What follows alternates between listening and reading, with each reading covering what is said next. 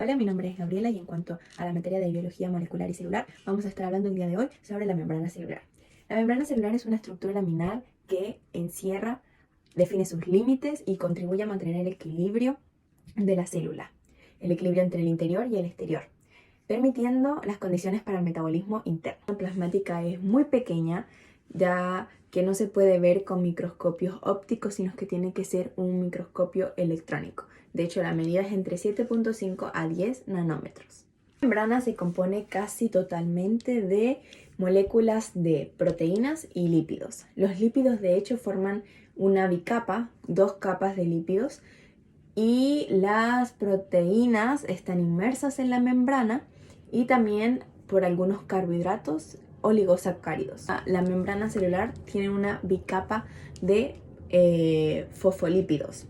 Esto quiere decir que las moléculas de colesterol se encuentran inmersas dentro de la membrana y su función principal es disminuir la fluidez de la bicapa, inmovilizando las colas hidrofóbicas próximas a las regiones polares. Tenemos que hablar de las proteínas de la membrana. Tendremos que dividirlas en dos tipos. Están las proteínas integrales y las proteínas periféricas. Las integrales se encuentran inmersas dentro de la membrana, unidas fuertemente a los lípidos de la membrana.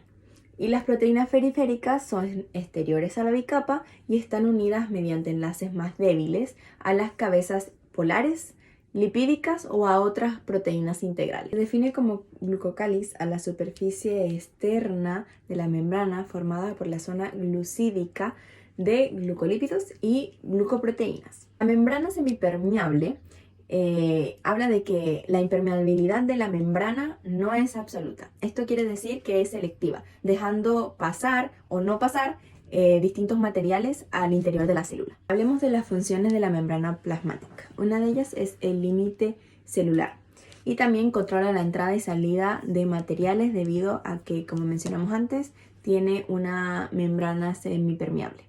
Conduce potenciales electroquímicos como neuronas y células musculares. Mantiene la fórmula celular, porque hablamos de que da rigidez. Participa en las interacciones célula-célula y célula-matriz. Comunicación celular. ¿Cómo hace esto? Recibiendo señales externas y transmitiendo dicha información al interior de la célula.